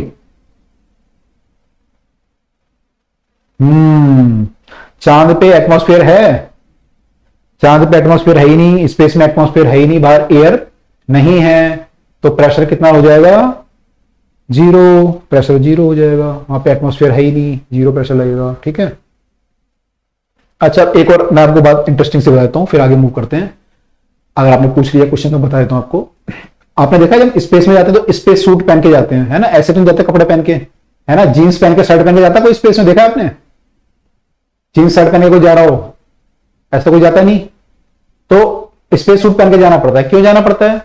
देखो एक चीज समझो, जब आप अर्थ में हो इस समय, ठीक है, जब आप अर्थ पे हो तो आप पे प्रेशर लग रहा है, सब जगह से लग रहा है प्रेशर, यहां से भी लग रहा है, यहां से भी लग रहा है, यहां से भी लग रहा है, यहां से भी लग रहा है ना। कितना लग रहा है? 180 का प्रेशर लग रहा है सब जगह से। तो उसको बैलेंस कौन कर रहा है? आपके अंदर का प्रेशर, जो आपका अंदर का ब्लड प्रेशर वगैरह होगा वो बैलेंस कर रहा होगा उसको, तभी तो बैलेंस हो रहा है आपका। अगर मान लो लग रहा होता तो क्या होता है, चीर के निकल जाता अंदर आपका। इतना हैवी प्रेशर है 10⁵ न्यूटन पर मीटर स्क्वायर, चीर के निकल जाता आपको।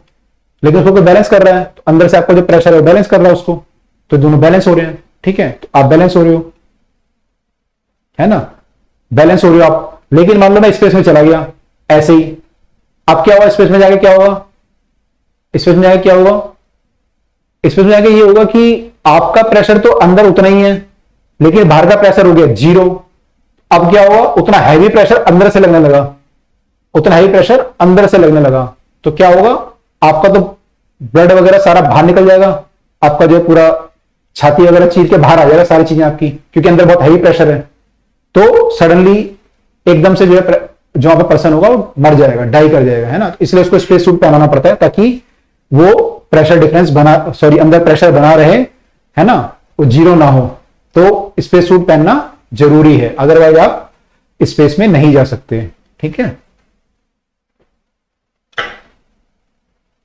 तो अंदर भी बहुत हैवी प्रेशर है हमारा। ठीक है, अंदर बहुत हैवी प्रेशर है बेटा, बाहर भी प्रेशर है अंदर भी प्रेशर है, इसलिए बैलेंस हो रहा है। तो भगवान ने ऐसी चीज बनाई है बिल्कुल कि आप बस जिंदा हो।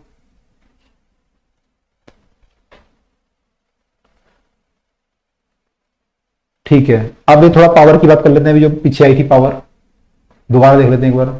तो आप ये यूज करते हैं यूजुअली कॉमनली डेसी 10⁻⁻1, सेंटी तो हम यूज करते रहते हैं, सेंटीमीटर, सेंटी, है ना, क्यूबिक मीटर बहुत सारे यूज करते हैं, मिलीलीटर, मिलीमीटर बहुत यूज करते हैं, माइक्रो भी पढ़ा था, नैनो पढ़ा था, एंगस्ट्रॉम यहाँ पे है नहीं, 10⁻10 होती है, फिर पिको आ जाएगी, फिर फेम्टो आ जाएगी, है ना, फिर किलो आ जाएगी, किलो तो बड़ी वाली हो गई 10⁻3, मेगा, है ना, मेगा आपकी पावर वगैरह में आती है, मेगा जूल वगैरह, giga joule, giga bite, terabyte, तो टेट्रा बड़ी यूनिट है। ठीक है, ऐसी आपकी और भी है। तो ये सब याद रखना, इसको फोटो लेंगे ले लो अभी, लेकिन ये सब याद रखना है आपको, ये सब आपको याद रखना है क्या क्या होती हैं, क्योंकि बार बार ये आएगा। और मैंने देखा बच्चे क्वेश्चन गलत इसीलिए कर देते हैं कई बार कि वो पावर ही गलत लगा देते हैं, नैनो की जगह कुछ और लगा देंगे, 12 पिको लगा देते हैं, 10⁻⁻12 पिको की जगह नैनो लगा देंगे, है ना, गड़बड़ी कर देते हैं। तो थोड़ा सा ध्यान रखना।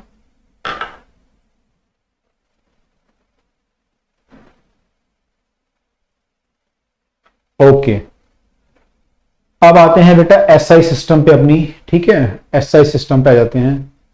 तो अब तक आपने एमकेएस पढ़ा था, है ना, एमकेएस सिस्टम केवल मैकेनिक्स में यूज होता है, और उसमें जब आप एमकेएस सिस्टम जो है मास लेंथ टाइम, इससे आप मैकेनिक्स की सारी क्वांटिटी निकाल सकते हो, तो मैकेनिक्स आप पढ़ते हो। लेकिन जब आप इलेक्ट्रिसिटी मैग्नेटिज्म वगैरह पे मूव करोगे या थर्मोडायनेमिक्स में मूव करोगे, तो आपको फिर ये और यूनिट भी चाहिए होंगी, या ऑप्टिक्स में ये यूनिट भी चाहिए होंगी, तो उसको मिला के जो बोलते हैं एसआई सिस्टम, ये आप ऑलरेडी भी देख चुके हैं। तो हम आगे मूव कर रहे हैं। ठीक है, आगे मूव कर रहा हूं मैं। ये 7 यूनिट है आपकी, ये पूछ रहा था कितनी बेसिक यूनिट है, 7 + 2 सप्लीमेंट्री। अच्छा, अब जो है क्वेश्चन आ गया, आंसर भी लिखे हुए क्वेश्चन में, इसको आंसर भी लिखे हुए हैं क्वेश्चन में, आंसर भी लिखे हुए हैं, चलो देख लेते हैं। पहला है parsec, parsec is the unit of, अभी मैं पढ़ा था पार्सेक जो यूनिट होती है, पार्सेक क्या होता है, वो जो बना था हमने, आर्क इतनी बना के इतना एंगल सबटेंड करती है, आर्क इतनी बना के इतना एंगल सबटेंड करती है, उसको हम बोलते हैं पार्सेक। तो वो किसकी यूनिट थी हमारी, डिस्टेंस की। इजी क्वेश्चन है, तुम्हें कुछ बताने वाली बात ही नहीं है। ऐसे लाइट ईयर है, लाइट ईयर है, लाइट ईयर अभी हमने देखा जो लाइट 1 साल में डिस्टेंस ट्रेवल करती है उसको क्या बोलते हैं, लाइट ईयर। तो इसको ईयर मत लेना है, टाइम मत लेना, देखो टाइम ऑप्शन में दिया हुआ है, ये गलत है। आंसर क्या है, डिस्टेंस, ये डिस्टेंस की यूनिट है।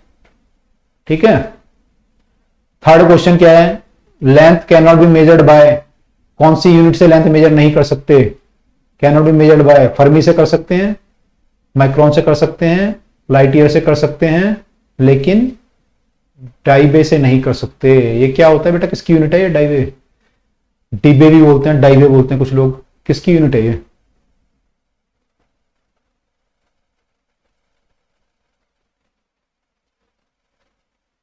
पूछ भी रहे हैं शिवानी, मैं तो आपसे पूछ रहा हूं।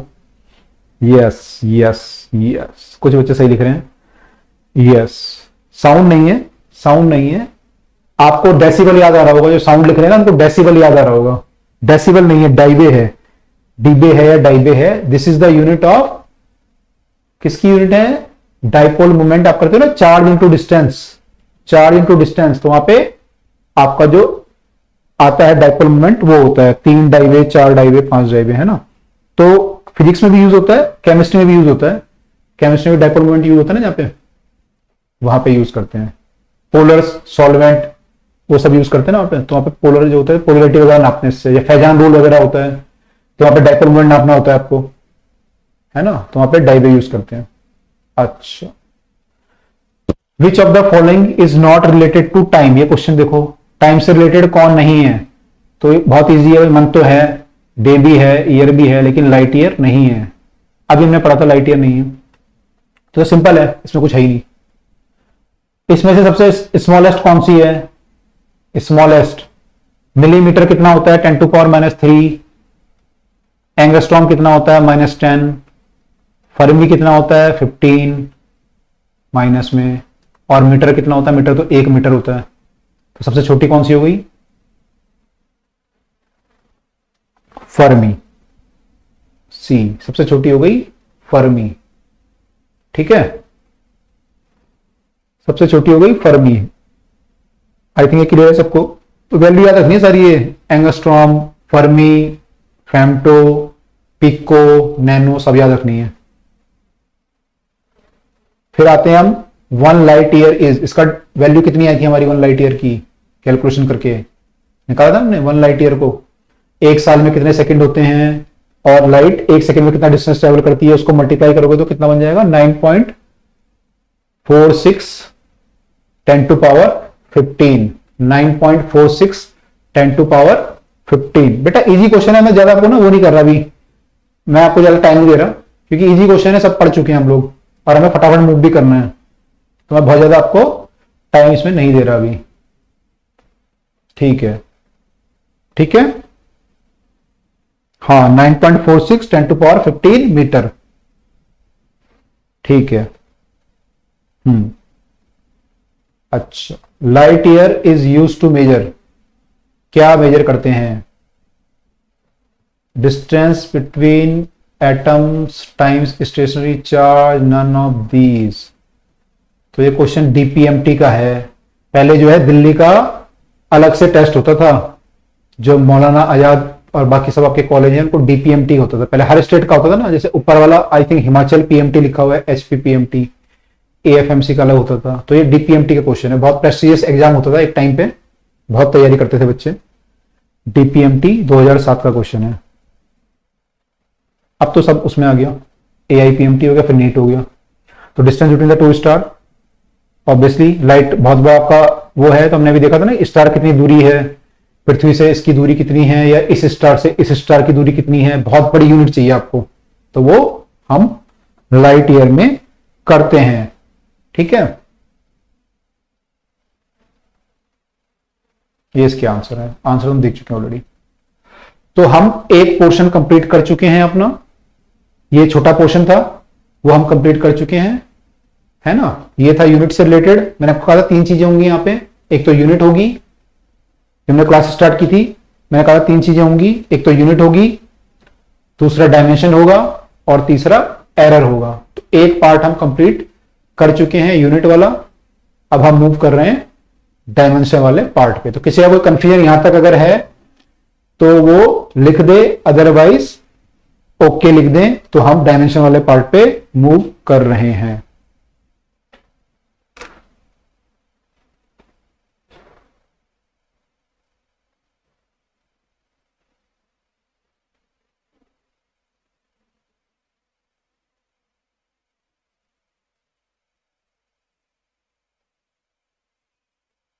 ठीक है, आज का लेक्चर दोबारा जरूर देखना, जिन बच्चों को यूनिट वगैरह क्लियर नहीं थी, जिन बच्चों को यूनिट वगैरह क्लियर नहीं थी वो लोग एक बार दोबारा जरूर देखना, क्योंकि सारी चीजें याद रखनी है आपको। काफी सारी चीजें हमने फटाफट से डिस्कस कर ली है क्योंकि, तो जरूर इसको लेक्चर को देखना।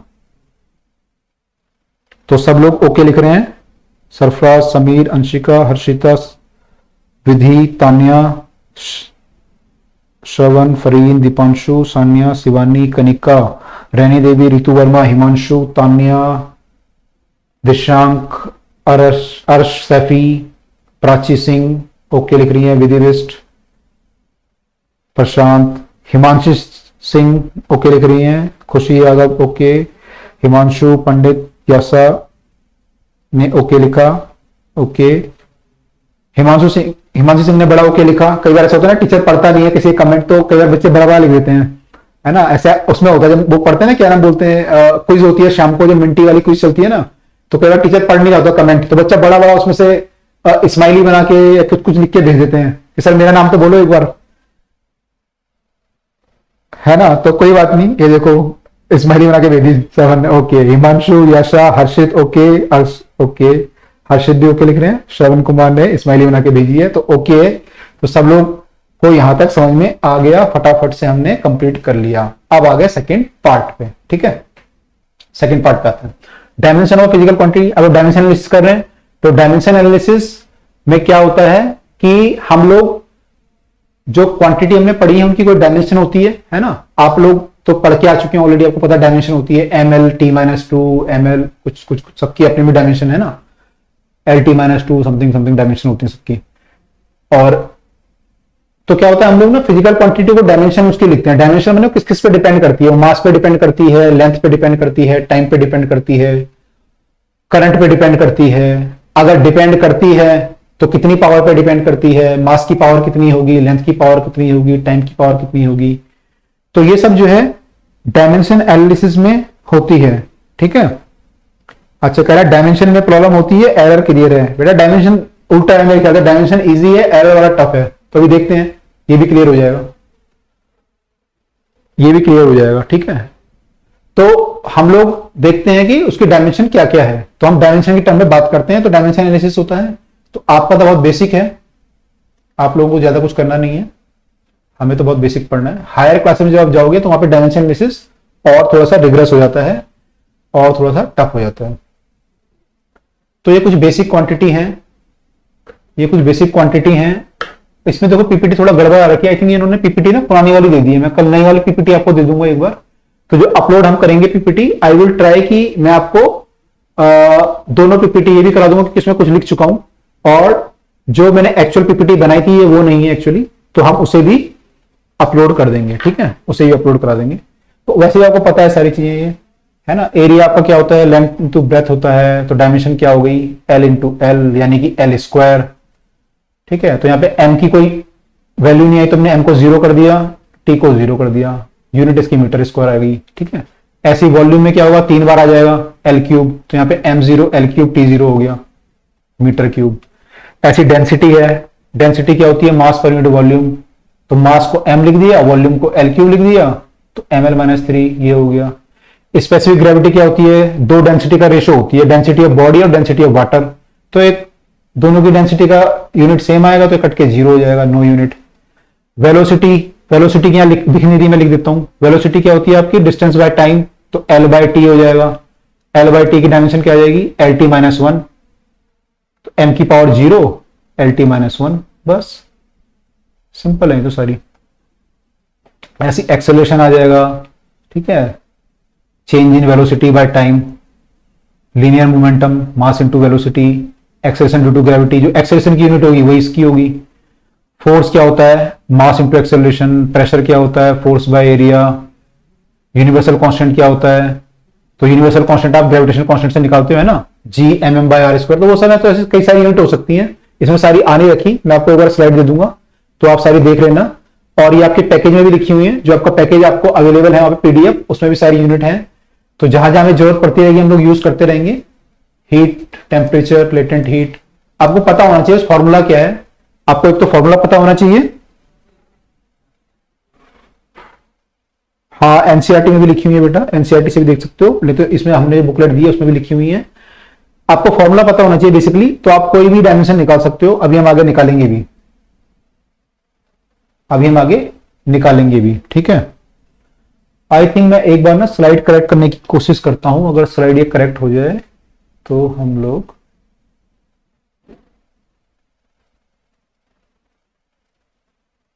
मूव कर सकते हैं, क्योंकि यहां पे सारे आंसर शो कर रहा है।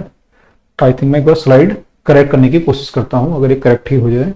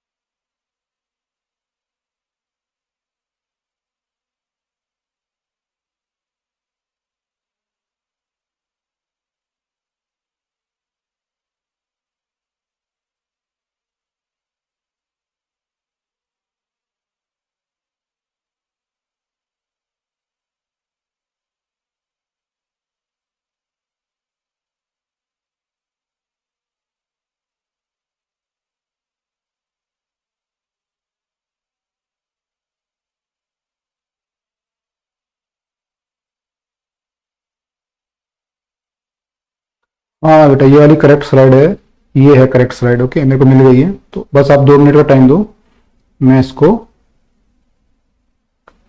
वो कर देता हूँ।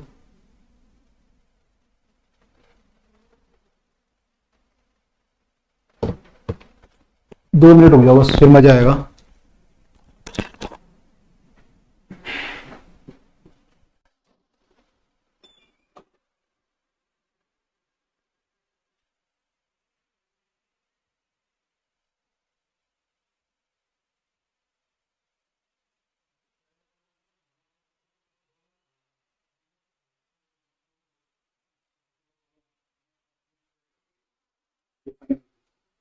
डाउनलोड कर देंगे।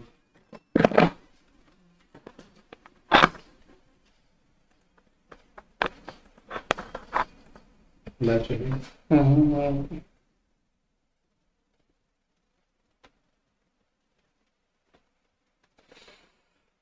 ये वाली जो अभी भेजी हुई है इसमें पीपीटी है।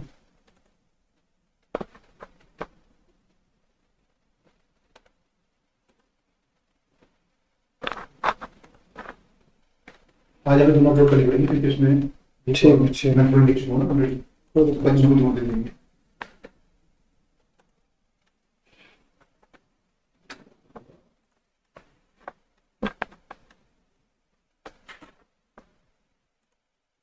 ठीक है,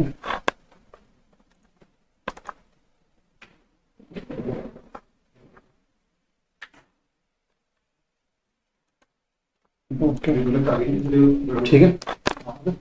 तो अब आप वो देखिए ना एक बार, अब तो मैं ऐसे कर लूंगा। अब तो यहीं से हो जाएगा चीजों को। अब लाइट कलर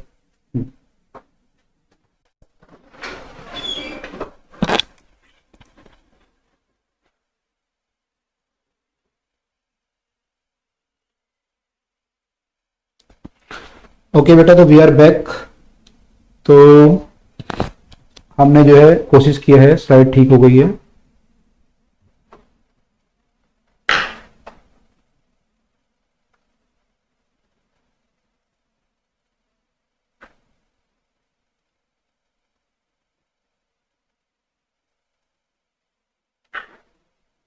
ठीक है, तो ये थी एक्चुअल स्लाइड, एक्चुअली गलत स्लाइड आ गई थी एक।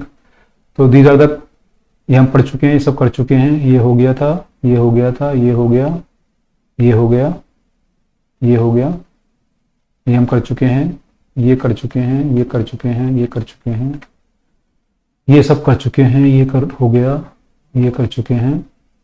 यहाँ पे हम लोग आए थे, यहाँ से हम लोग सारी डायमेंशन की बात कर रहे थे, ये हमने सब देख ली थी। स्पेसिफिक ग्रेविटी,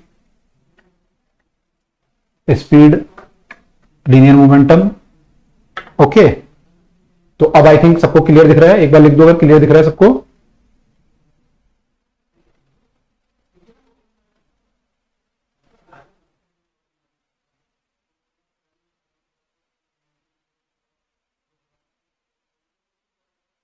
सबको क्लियर दिख रहा है? ओके ओके, ठीक है। तो ये हम सब देख चुके हैं, फोर्स की और प्रेशर की dimension, universal constant of gravitation, ये फॉर्मूला आप यूज करेंगे। तो फॉर्मूला पता होना चाहिए, आपको बताया ना, फॉर्मूला आपको पता होना चाहिए।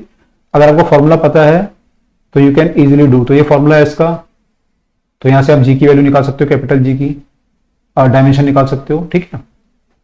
ऐसे ही वर्क आपका force into distance, energy, work जो है क्या होता है, फोर्स इंटू डिस्टेंस होता है, और एनर्जी क्या होती है आपकी, वो वर्क के बराबर होती है। तो इनकी यूनिट भी सेम है, जूल, और डायमेंशन भी सेम है, ठीक है। तो आपको फोर्स की पता होनी चाहिए, फोर्स इंटू डिस्टेंस कर लेंगे। तो फोर्स की M L T minus two होती है, ये बहुत कॉमन आती है, याद रखना। M L T minus two जो है फोर्स की होती है, उसमें लेंथ को मल्टीप्लाई कर दोगे तो एनर्जी की आ जाएगी। ऐसे पावर जो है वर्क बाय टाइम, वर्क की आप निकाल चुके हो तो टाइम आ जाएगा। या पावर जो है और भी हो सकता है, फोर्स इंटू वेलोसिटी भी होता है। सरफेस टेंशन पढ़ोगे आगे, फोर्स पर यूनिट लेंथ। स्ट्रेस आपका फोर्स पर यूनिट एरिया होता है, ठीक है। एंगल तो क्या होता है, आर्क की लेंथ होती है डिवाइड बाय रेडियस, ठीक है। आर्क की लेंथ डिवाइड बाय रेडियस को हम रेडियन बोलते हैं। तो वो लेंथ और लेंथ होती है दोनों, क्योंकि तो इसलिए ये डायमेंशन इसकी कुछ नहीं आती। तो m0 l0 t0, तो ये डायमेंशन लेस है, इसमें कोई डायमेंशन नहीं है, ठीक है। ऐसी वेवलेंथ आए, वेवलेंथ क्या है, दो क्रस्ट के या ट्रक के बीच की दूरी होती है आपकी, तो ये लेंथ है। तो लेंथ किसमें नापेंगे आप, एल में। तो यहां पे डायमेंशन क्या आ गई, एल की पावर 1, और यूनिट क्या आ गई, मीटर आ गई, ठीक है। फिर है फ्रीक्वेंसी, फ्रीक्वेंसी होता है 1 बाय टाइम पीरियड। तो 1 बाय टाइम पीरियड, तो टी की पावर -1 आ गया, m0 l0 t -1, यूनिट इसकी ये होती है, ठीक है।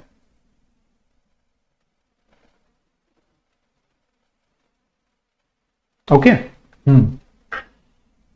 ऐसी velocity of light in vacuum. तो वेलोसिटी ऑफ लाइट क्या है, वेलोसिटी ऑफ लाइट होती है डिस्टेंस बाय टाइम होती है। वेलोसिटी की जो डायमेंशन होगी क्या होती है, lt -1 होती है वेलोसिटी की डायमेंशन। तो lt -1 हो जाएगा, ये भी m की पावर 0 हो जाएगा। Velocity gradient, velocity gradient, velocity का चेंज पर यूनिट डिस्टेंस। कहां पे पढ़ते हैं बेटा वेलोसिटी ग्रेडियंट, किसी को ध्यान है? जैसे पोटेंशियल ग्रेडियंट होता है ना, change in potential per unit distance, dv by dx, ऐसी ये dv बाय dx है, ये change in velocity by distance, change in distance. कहां पे पढ़ते हैं पोटेंशियल वेलोसिटी ग्रेडियंट?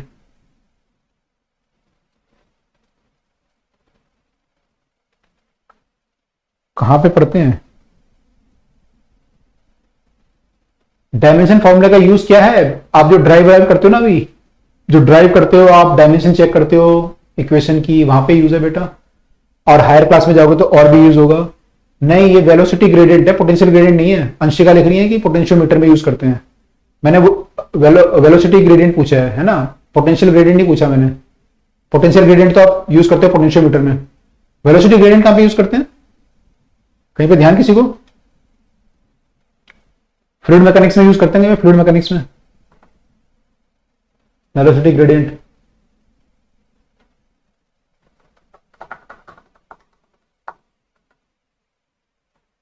नहीं ध्यान, dv बाय dx,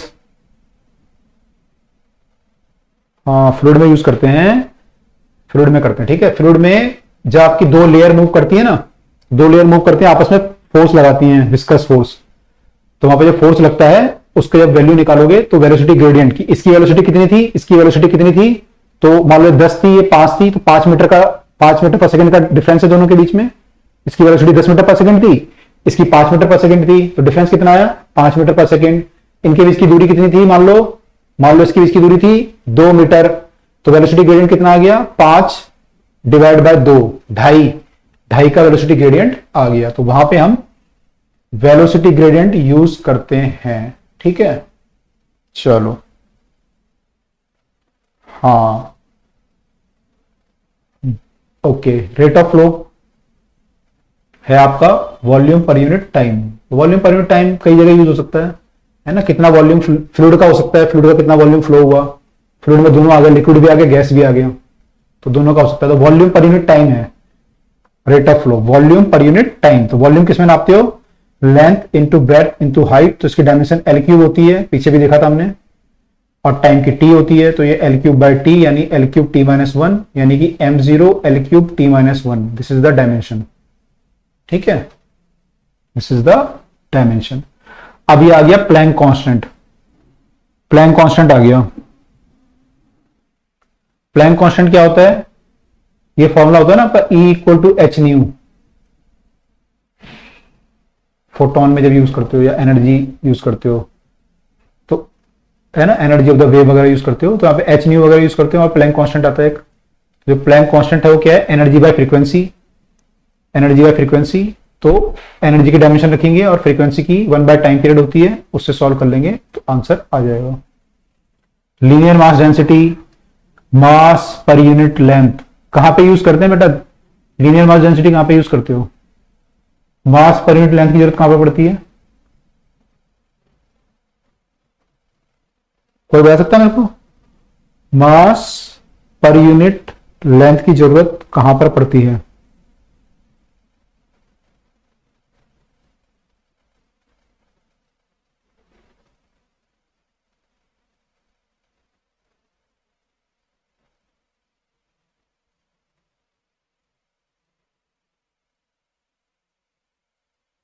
रोटेशन में? रोटेशन में कहां जरूरत पड़ती है इसकी? सेंटर मास निकालने के लिए है, मतलब सेंटर मास वगैरह निकालने के लिए। अच्छा, बोल सकते हो, ठीक है। मैंने वो, हाँ, रोटेशन तो नहीं बोल सकते उसे, मैंने वो जो उससे पहले आता है ना आपका सिस्टम ऑफ पार्टिकल्स में यूज, हाँ ठीक है, बोल सकते हैं। वहां पे आपकी जरूरत पड़ती है। क्या बोलते हैं? रॉड का मास पर यूनिट लेंथ इतना है तो सेंटर ऑफ मास कहां पे होगा, या मूवमेंट ऑफ इनर्शिया ही पूछ सकता है, बहुत सारी चीजें पूछ सकता है। बोल सकते हो, यस करेक्ट। इलेक्ट्रोस्टैट में mass per unit length, charge per unit length use करते हैं मेरे ख्याल से इलेक्ट्रोस्टैट में। कुछ बच्चे लिख रहे हैं मास पर यूनिट लेंथ, ऐसा होता है कि इलेक्ट्रोस्टैट में कहां पे बोलो? हाँ यस अर्श, वही हेरस कह रहे हैं, वही, हाँ वही बात कर रहे थे ना अभी, वहीं पे यूज होता है। रोटेशन में सिस्टम ऑफ पार्टिकल जब यूज निकालते हैं वहां पे यूज होता है ना। इलेक्ट्रिक फील्ड में मास पर यूनिट लेंथ, मास पर यूनिट लेंथ कहां पे? मास कहां पे आता है इलेक्ट्रिक फील्ड में? चार्ज पर यूनिट लेंथ वगैरह तो मैंने सुना है, charge per unit area, charge per unit volume, तो सिग्मा, लैम्डा, है ना, रो, तो वो तो अलग चीज होती है। अभी सब लोगों ने पढ़ा नहीं अभी। ग्रेविटी, ग्रेविटी में मास पर यूनिट लेंथ, हाँ हो सकती है बिल्कुल, वहां पर भी कई बार यूज कर लेते हैं। ठीक है, अच्छा बताता हूं एक्चुअली और कहां पे कर सकते हैं इसके अलावा। सही बोल रहे हो आप लोग। और जो यूज करते हैं आपने देखा होगा, सोनोमीटर वायर जब यूज करते हैं ना, सोनोमीटर के जो क्वेश्चन आएंगे सोनोमीटर वायर के, तो वहां पे भी स्ट्रिंग की मास पर यूनिट लेंथ दिया होगा, स्ट्रिंग की मास पर यूनिट लेंथ दिया होगा वहां पे। तो वहां पे स्ट्रिंग की मास पर यूनिट लेंथ दिया होगा आपको, या रोप होगी, रोप में कोई वेव प्रोड्यूस किया आपने तो रोप का मास पर यूनिट लेंथ दिया होगा, तो वहां पे हम यूज करेंगे। ठीक है, वहां पे यूज करेंगे। तो अभी देखेंगे सब लोग, सबको धीरे धीरे याद आ रही हैं चीजें, है ना। ठीक है, अदर अदर नंबर, तो सिंपल एक नंबर है ना, तो number of atoms molecule in 1 gram of atom mole, तो इसको हम, नंबर है तो कोई डायमेंशन नहीं होगी। Coefficient of viscosity, coefficient of viscosity निकाल सकते हो आप, कई सारे फॉर्मूले हैं इसके निकालने के, तो आगे देखेंगे फ्लूइड मैकेनिक्स में जब ये आएगा तो वहां पे निकाल सकते हैं। इन्होंने शायद वेलोसिटी ग्रेडियंट वाले से निकाला है, F equal to eta A D by D R वाला जो फॉर्मूला है वहां से यूज किया है इन्होंने, तो velocity gradient, sorry coefficient of viscosity निकल जाएगा। ठीक है, स्पेसिफिक वॉल्यूम, स्पेसिफिक वॉल्यूम, तो ये क्या होता है?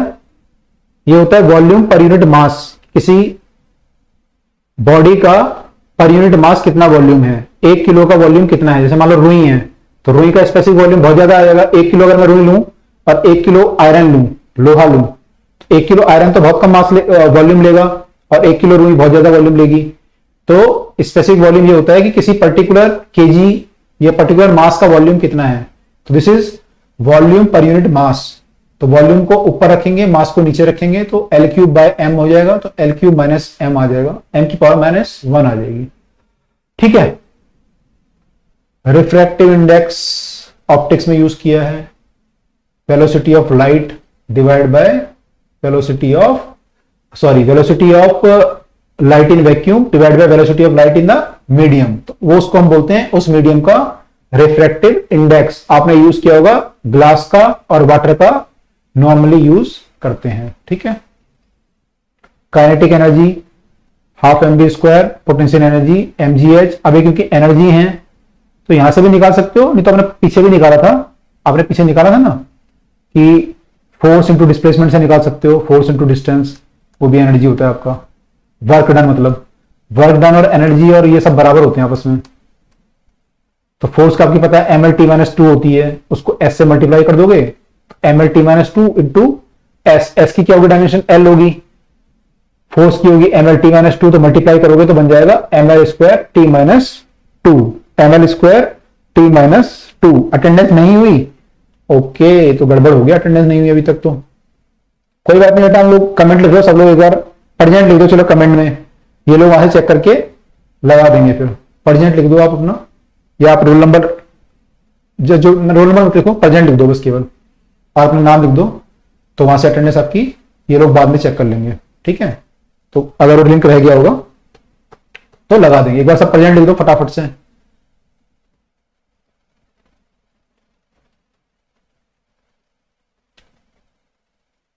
ठीक है, प्रेजेंट लिख दो तब तक। हम लोग सारी ये देख लेते हैं एक बार, जो हमने area, volume, density, specific gravity, ये सब हम डायमेंशन देख चुके हैं, ये देख चुके हैं, ये समझ चुके हैं, ये समझ चुके हैं, ये हो चुका है। और अब लास्ट में ये और देख लेते हैं, फिर हम क्लास को करते हैं एंड।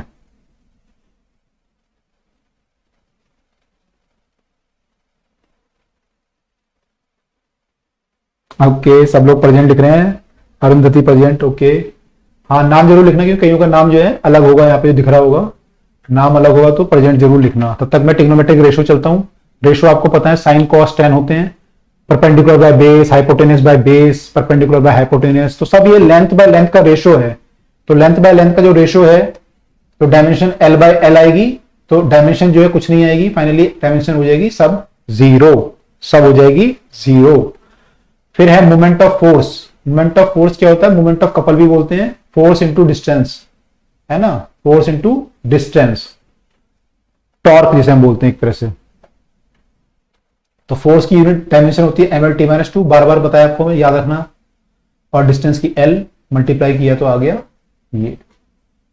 एफिशिएंसी, एफिशिएंसी पढ़ते हैं कई बार कार्नोट साइकिल वगैरह वगैरह में, तो क्या होता है, आउटपुट एनर्जी इनपुट एनर्जी का रेशो होता है, क्योंकि सेम क्वांटिटी का रेशो है एनर्जी बाय एनर्जी, तो डायमेंशन हो जाएगी इसकी खत्म, तो डायमेंशन हो जाएगी सारी जीरो, तो देयर इज नो डायमेंशन, तो this will become a simple number with no dimension, ठीक। फिर आया सेंटीपिटल एक्सेलरेशन। सेंटीपिटल एक्सेलरेशन, अब ये बड़ा कंफ्यूजिंग आएगा बाद में, सेंटीपिटल सेंट्रीफ्यूगल v²/r, अभी तो लिख लो बस, ये आपको सेंटीपिटल एक्सेलरेशन होता है हमारा, सेंटीपिटल एक्सेलरेशन, और इसकी जो डायमेंशन है वो एक्सेलरेशन की होगी। एक्सेलरेशन की डायमेंशन क्या होती है, change in velocity by time, ठीक है, चेंज इन वेलोसिटी मतलब final velocity minus initial velocity by time. और वेलोसिटी की डायमेंशन क्या होती है, lt-1, और बाय टाइम कर दोगे तो ये lt-2 हो जाएगा, lt-2 हो जाएगा। तो ये सारा एक बार प्रैक्टिस कर लेना। आज सब लोग एक बार इसको छुपा के इस साइड में डायमेंशन लिखी है, खुद निकालने की कोशिश करना। जो बच्चा ईमानदारी से करेगा उसको डायमेंशन आ जाएंगी, उसको कल की क्लास में प्रॉब्लम नहीं होगी। अदरवाइज कल जो है फिर बार बार डायमेंशन पूछते रहोगे, मुझसे भी और ग्रुप में भी, ठीक है। तो ये सब डायमेंशन है, क्वेश्चन हम कल से करेंगे शुरू। और ये कुछ क्वांटिटीज हैं, इनकी डायमेंशन एक बार देख लेना। हीट है, हीट की डायमेंशन वही होगी जो एनर्जी की होगी, जो क्लिक लेना चाहे क्लिक ले सकता है। हीट की डायमेंशन वही होगी जो एनर्जी की होगी। टेम्परेचर जो है एक नई चीज आ गई, तो टेम्परेचर को हमने एक नई डायमेंशन दे दी के। उसके बाद लेटेंट हीट, लेटेंट हीट हम पढ़ेंगे m इंटू एल होता है, Q इक्वल टू ml होता है, तो वहां से लेटेंट हीट L जो है हीट गिवन बाय मास आ जाएगा, तो Q बाय m। और हीट की जो डायमेंशन होती है वो एनर्जी की होती है, मास से डिवाइड कर देंगे तो डायमेंशन आ जाएगी। ऐसी स्पेसिफिक हीट कैपेसिटी, कोई बच्चा फॉर्मूला पूछ रहा था बेटा, वो पढ़ते हैं Q equal to ms delta T, ये वो है स्पेसिफिक हीट, है ना।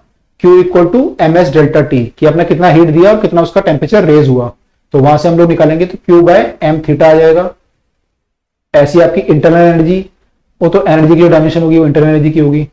मैकेनिकल इक्विवेलेंट ऑफ हीट, ये सेम चीज का रेशियो होता है वर्क डन और हीट सप्लाइड, तो वर्क भी आपकी एनर्जी है और हीट सप्लाइड भी एनर्जी है, तो डायमेंशन लेस हो जाएगा ये इसका ratio. Coefficient of thermal conductivity thermodynamics में पढ़ेंगे, वहां देख लेंगे क्या होता है, ये फॉर्मूला लिखा हुआ है यहाँ पे। हीट फ्लो होता है per unit time, delta Q by delta T, वो होता है K A delta T by delta X, where delta T by delta X जो है temperature change per unit length, इसे बोलते हैं temperature gradient.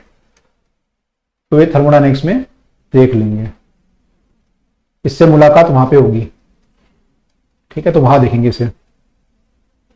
Electric current ampere लेते हैं इसकी फंडामेंटल क्वांटिटी, तो एम्पियर आ गया, ठीक है। तो यूजुअली हम ये सारी चीजें लेंगे तो हमारा आंसर आ जाएगा, ठीक है। तो इन सब यूनिट को यूज करके हम निकाल सकते हैं। तो सब बच्चे जो है, सब बच्चे कल जो है एक तो वेक्टर का असाइनमेंट करके आएंगे, दूसरा ये सारी डायमेंशन निकाल के आएंगे, और तीसरा जो है इसका जो डीपीपी है यूनिट और एरर वाले, वो आप शुरू कर दो। तो जैसे जैसे चैप्टर होता जाएगा असाइनमेंट शुरू कर दो, फिर हम डिस्कस करते जाएंगे असाइनमेंट भी साथ के साथ। तो कल हम लोग डिस्कस करने वाले हैं इसके क्वेश्चन और वेक्टर का असाइनमेंट। तो this is all from my side and this is all from my side. Hope you will enjoy the next two classes. You have chemistry in next two classes, so enjoy that, and goodbye for now. Bye everyone, bye.